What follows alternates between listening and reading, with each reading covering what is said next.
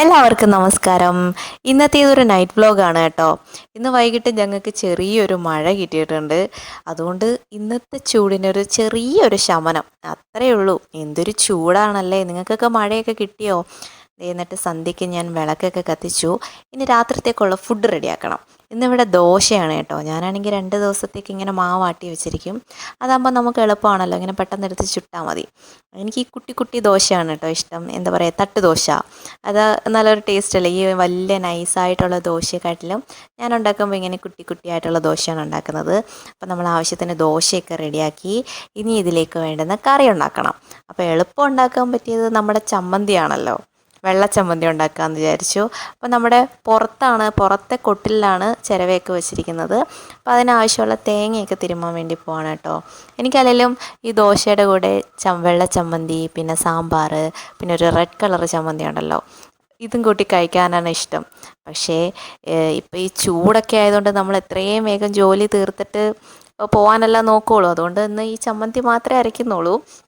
അങ്ങനെ ഞാൻ അതിനൊക്കെ ആവശ്യമായിട്ടുള്ള ചെറിയ ഉള്ളി ഇട്ട് അരയ്ക്കുമ്പോഴല്ലേ ഒരു ടേസ്റ്റ്. ചെറിയ ഉള്ളി, പിന്നെ ഒരു 3 കഷ്ണം 3 കഷ്ണമല്ല 3 പച്ചമുളക്, പിന്നെ ഒരു കഷ്ണം ഇഞ്ചി, ഇതും കൂടെ ചേർത്താണ് ഞാൻ അരയ്ക്കുന്നത്.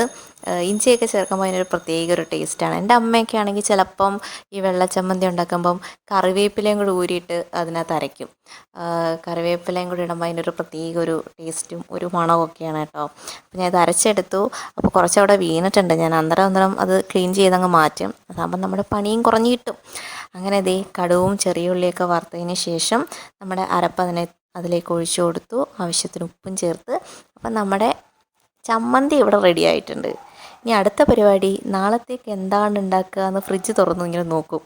എന്താ വെക്കുക അങ്ങനെ ആലോചിച്ച് നിന്നപ്പോഴാണ് ഈ പപ്പയുടെ കടയിലല്ല, കടയുടെ ഫ്രണ്ടിൽ എല്ലാ ചൊവ്വാഴ്ചയും ഈ നാടൻ പച്ചക്കറികളൊക്കെ ഇങ്ങനെ കൊണ്ട് വിൽക്കും. അപ്പോൾ ലേലത്തിലൊക്കെ വിൽക്കും. അപ്പോൾ പപ്പ കൊണ്ടുവന്നതാണ് ചീര, വഴുതന, വെണ്ട, കോവ, അതൊക്കെ. അപ്പോൾ നാളത്തേക്കുള്ള ഫുഡല്ല, നാളത്തേക്ക് വേണ്ടുന്ന പച്ചക്കറികൾ ഒരാഴ്ചത്തേക്കുള്ളതായി. അങ്ങനെ ഞാനും ഇത്രയും കൂടെ പുറത്ത് വന്നിരുന്നാണ് കേട്ടോ ഫുഡ് കഴിക്കുന്നത്. ഇന്ന് മഴയൊക്കെ പെയ്തില്ലേ, അതുകൊണ്ട് പുറത്തിരിക്കാൻ നല്ലൊരു തണുത്ത കാലാവസ്ഥയായിരുന്നു, ഒരു തണുത്ത അന്തരീക്ഷം.